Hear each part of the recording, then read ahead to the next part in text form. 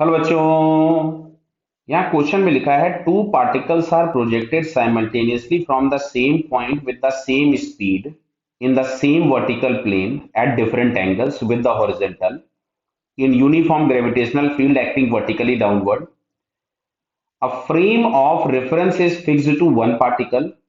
The position vector of other particle as observed by this frame is r. Which of the following statement is correct? Clear है? अब देखो ध्यान से, यहाँ पे आराम से देखते हैं हम लोग। यहां पे दिया गया आपके पास कि कुछ ऐसा कोऑर्डिनेट सिस्टम है। एक पार्टिकल को हम लोगों ने प्रोजेक्ट किया इस डायरेक्शन में u से, क्योंकि स्पीड आपको सेम दी है, ये वाले एंगल को हम कुछ θ1 लिख लेते हैं। और एक वाले को प्रोजेक्ट किया सेम स्पीड u से, बट अब की बार हम इस एंगल को θ2 लिख लेते हैं। क्लियर बेटा? क्योंकि ये एंगल आपके पास डिफरेंट बोले गए थे। तो इसको हम लोग पार्टिकल 1 मान लेते हैं, इस वाले को, और दूसरे वाले को पार्टिकल 2 मान लेते हैं। तो अब अच्छा देखो, कहीं भी जो हम पोजीशन वेक्टर r लिखते थे वो लिखते थे something x i cap plus y j cap plus z k cap. तो यहाँ पे भाई जो z वाला कोई कंपोनेंट है नहीं, तो ultimately x i cap plus y j cap. अब सुनो इधर, हॉरिजॉन्टल डायरेक्शन की वेलोसिटी हमेशा कांस्टेंट रहती है, तो हॉरिजॉन्टल में एक्सेलरेशन 0 होगा। तो सिंपल x बराबर आपके पास मिल जाएगा u cos theta into T. Clear है? अब जब θ1 लिखेंगे तो उसको x1 लिख देंगे और θ2 को x2 लिख देंगे। क्लियर है? अब सुनिए बात, y डायरेक्शन में मोशन होता है अंडर ग्रेविटी, तो s बराबर आपको मिलेगा u sine theta into T minus of half G T square, मतलब s बराबर U T plus half A T square. Clear है बेटा? तो अब मैं यहां से लिखूंगा r1 वेक्टर, तो उसमें मैं θ1 लिख दूंगा, और r2 वेक्टर में मैं θ2 लिख दूंगा।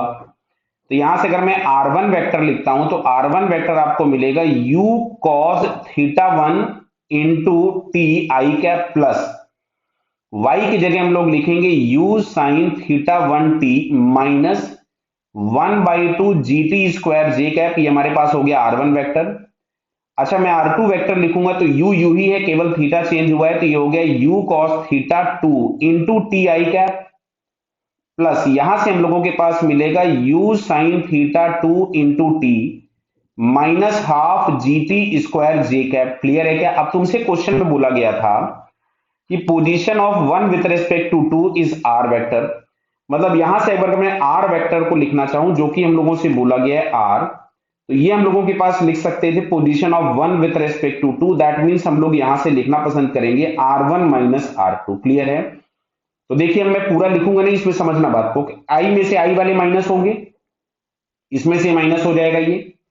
तो फाइनली हमारे पास यहां से मिलेगा u cos θ1 माइनस u cos θ2 इंटू टी भी मैं कॉमन निकाल देता हूं आई कैप प्लस। अब अच्छा देखो, y वाले में जब इन दोनों को माइनस करेंगे हम लोग, इन दोनों फैक्टर्स को, तो दिख रहा है ये हाफ जी टी स्क्वायर वाला टर्म कैंसिल हो जाएगा। तो हाफ जी टी स्क्वायर वाला टर्म अगर कैंसिल हो गया तो आपको यहां से मिलने वाला है डायरेक्टली u साइन θ2 बराबर है u sine θ2 minus u sine θ1 into T J cap. क्या बात समझ में आ रही है? बराबर है ना बेटा सभी को? θ1 माइनस θ2 है, तो इसको θ1 माइनस θ2 कर लीजिए। ये हम लोगों के पास यहां से आ गया θ1 और ये आ गया साइन θ2। क्लियर बताइए? अब अच्छा ध्यान से सुनो, तो यहां से क्या हम लोगों को दिख रहा है कि जो भी इसका रेशियो आप निकालोगे, भाई डायरेक्शन के लिए हम लोग क्या करते थे, y अपॉन एक्स करोगे, tan theta is equal to, ये फैक्टर आपको कांस्टेंट मिल रहा है, मतलब डायरेक्शन में कोई चेंज नहीं हो रहा है, बट यहाँ पे टाइम का फैक्टर इन्वॉल्व है, तो मैग्नीट्यूड हम लोगों के पास चेंज होगा। तो अब जरा ऑप्शन हम लोग पढ़ते हैं कि direction remains constant but magnitude change. Vector R is constant नहीं, अगर मैग्नीट्यूड चेंज हुआ तो भी वेक्टर आर चेंज हो गया। दिख रहा है ना बेटा? पहले वाले में लिखा आर इज कांस्टेंट, दूसरे में लिखा है R change in magnitude as well as in direction, गलत हो गया।